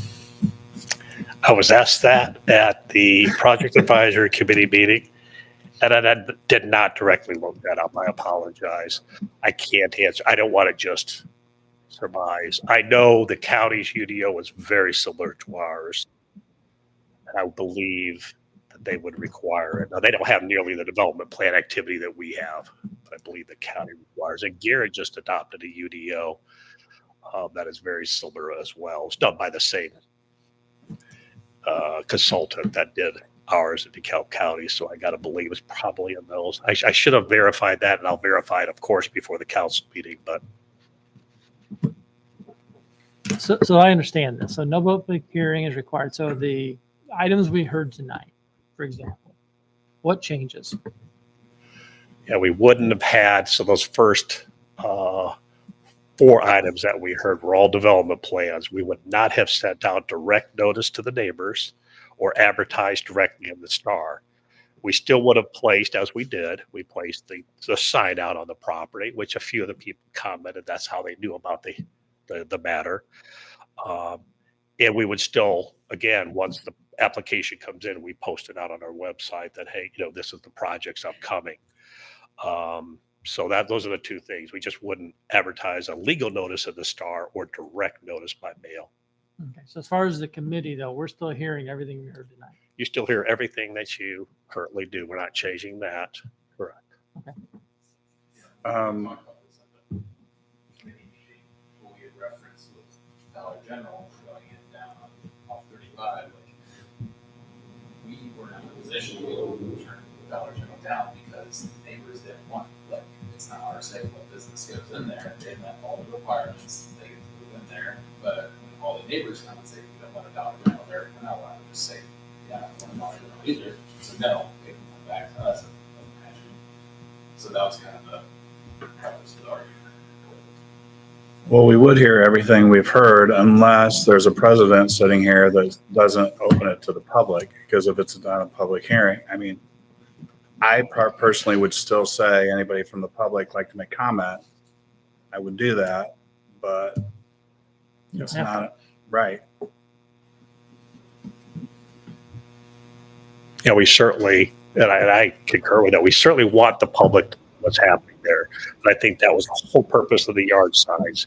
If you drive by that property, the public notice sign, you'll know what to do. You'll know where to go look for information. It's something that we've been doing for probably almost a year now, but it gets attention. We get phone calls based on that.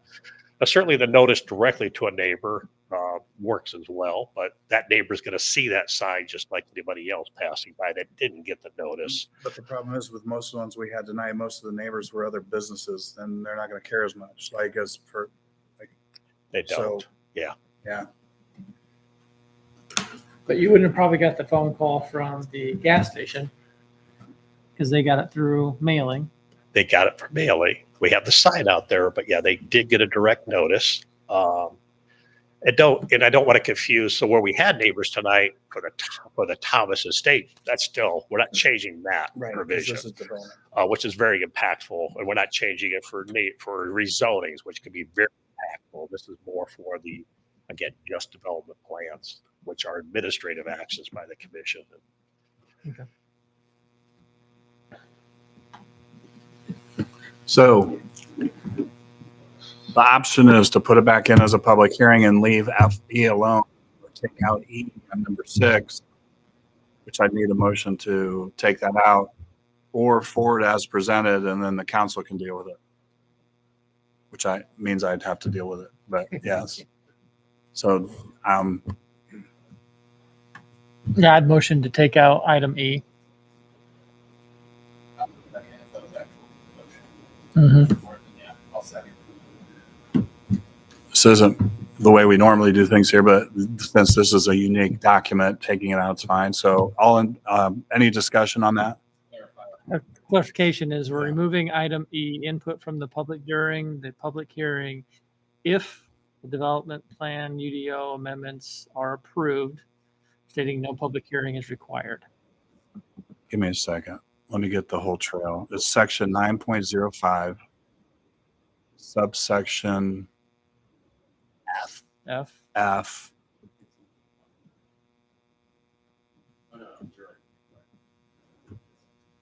F5E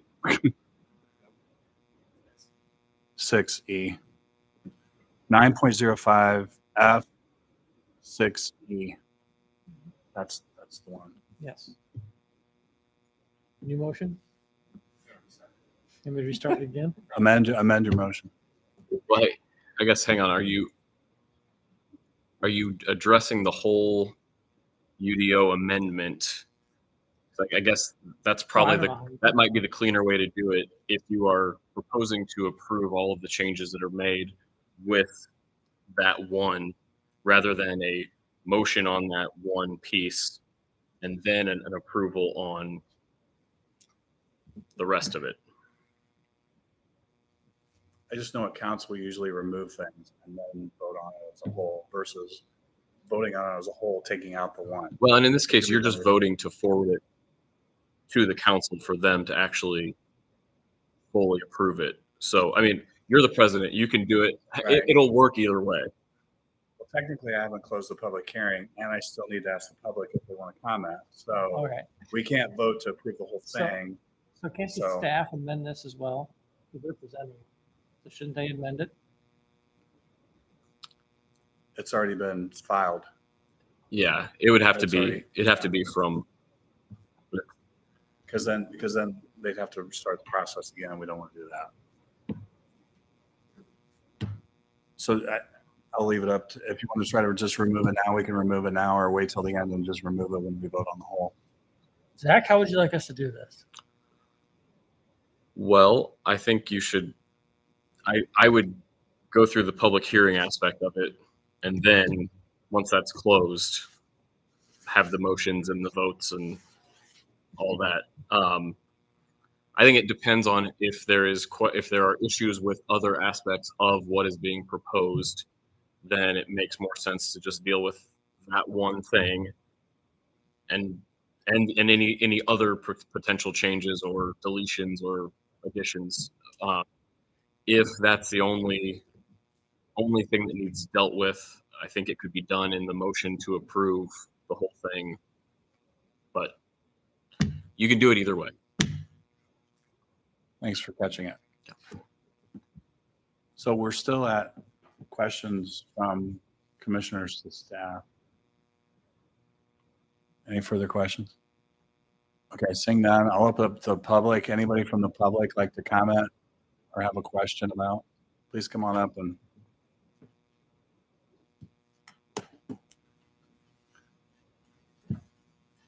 state your name and address. Jessica Hardy, 1314 Pearl Street here in Auburn. Fortunately, I'm addressing the same issue we were just discussing with 22-9-12. It states that they would delete the requirement for public notice and legal notice. I kind of get what the gentleman is saying, that it gives a false hope when you show up at a video meeting or something of that nature. Yes, it's basically done to whatever standard. However, the mailing out of a legal notice and the notice in the paper under legal notices in the newspaper and then the mailing out is a jumping off point for many people. That's how I know a lot about what is going on in my community is legal notices. The first thing I go to in the newspaper is legal notices. I think that it is necessary, absolutely necessary, to put in a legal notice of whatever is going in or is going on in the community. And reading that, at least from what I understand of reading it, that means there will be no more legal notices in the paper on what's going on. For a lot of people, even though they drive by a sign every day, they don't quite understand what it is, how big it's going to be, whatever.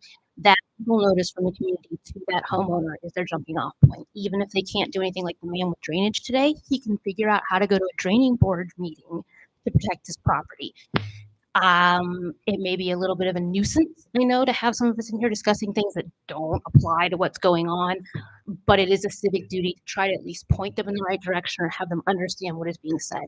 It sounds like there's a lot of jumping through hoops to get rid of this, and it's very easy just to leave it. And it's a very big kindness to the community. Some people may have to ask more questions or go, but that notice in the paper and that piece of paper mailed to their house or business, like in the last case, it is very necessary. It's their only form of maybe understanding. Thank you for your time. Thank you.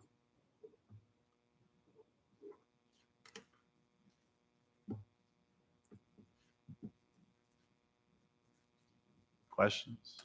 Anything else from the public? Anybody want to discuss that aspect of things? Well, I will tell you, I have something going on in my house and I have no idea what it is. And I don't know where to find it. This will go before council too, and it might get flipped.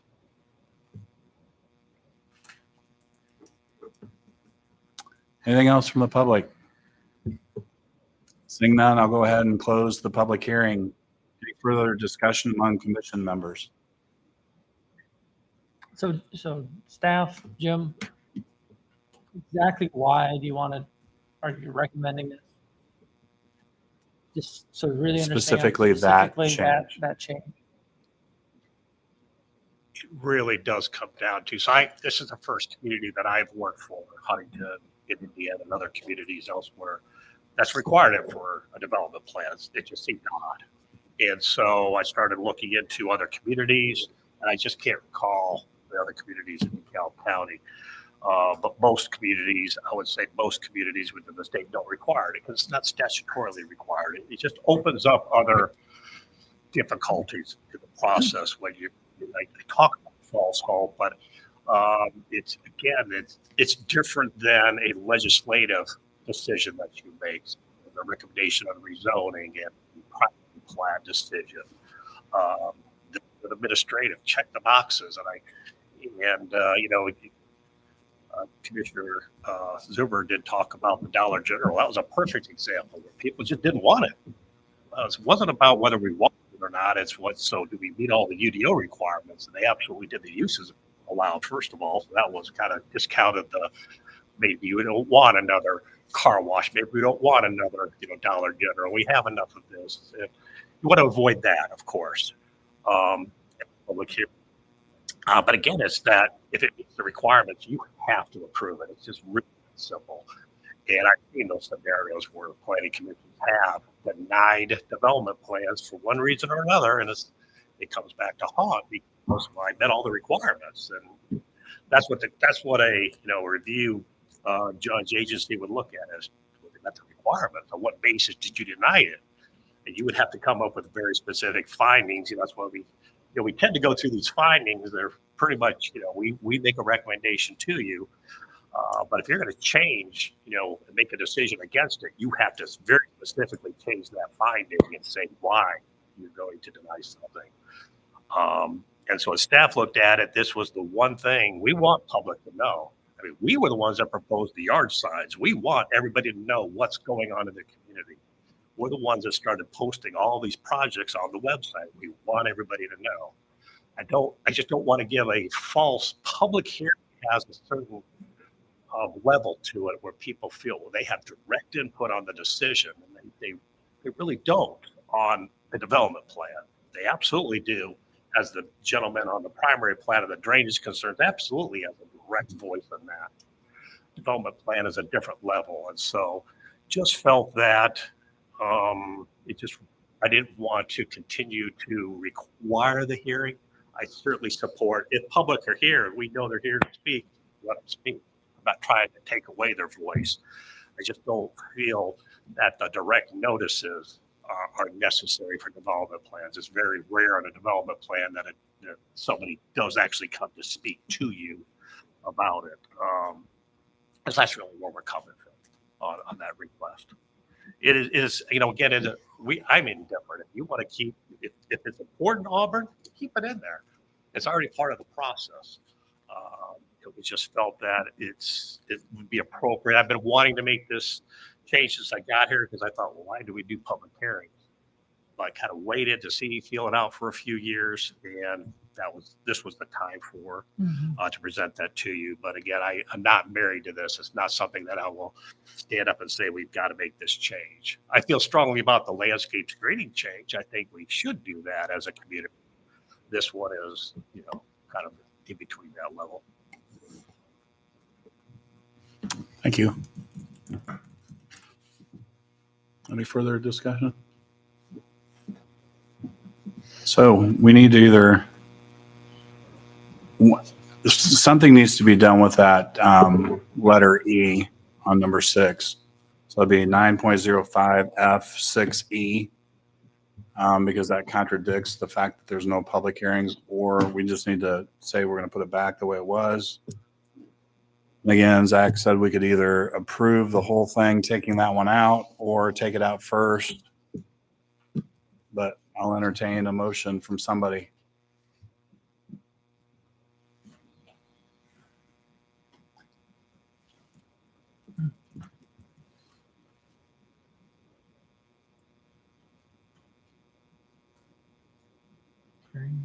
Does nobody want to make a motion?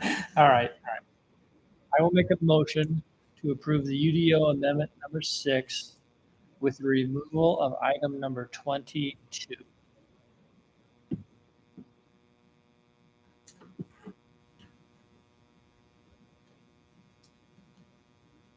Which is that item? So just That's more than one thing. That you're removing everything within. I take it as you just want to eliminate change number 22. Just completely, that goes away, which leaves the requirement in place. Right. Okay. Relieve Correct. required. Is that That's correct? that's Yeah. what you wanted. Okay. And we've done that previously where we've eliminated actual proposed changes in their Gotcha. entirety. Hold on. We have a motion and a second to remove. Okay, Jim, just to clarify, because we can have a discussion now before we vote on this. In change 22, you've marked out M1 and circled M3. I believe that's from change 21. Is that 21? Does it carry over? Yes. Okay. So we So still we're- get we're good that with the motion. correction. You're good with the motion as we made it then? Yeah, we've got it covered Okay. under 21. Any further discussion?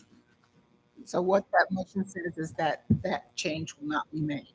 Correct. We're approving the entirety with that being removed. Not that I get to vote. Nope, but that's. All in favor signify by saying aye. Aye. Opposed? Motion's carrying. So leaving the public hearing in there. All right, that's good. Okay, moving on to reports. Address report.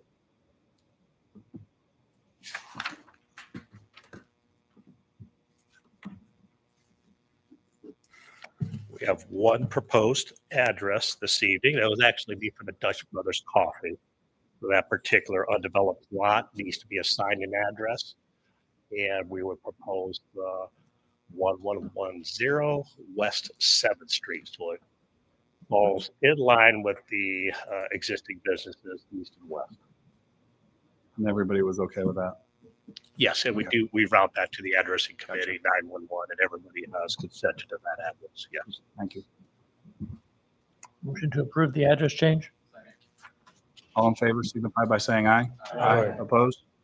Motion carried. Under reports still, we have board members. Anything from board members? City County Liaison? Nothing to report. Nothing to report. Project or Advisory Committee? Anything to report? Project Advisory? Nothing new. City staff? We do have an application for your July meeting. Okay. to consider. City Attorney? Nope, nothing. Anything from the public? Last chance. Okay, our next meeting will be July 8th at 6 p.m. here. I'll entertain a motion. We have a motion. All in favor signify by saying aye. Aye. Opposed?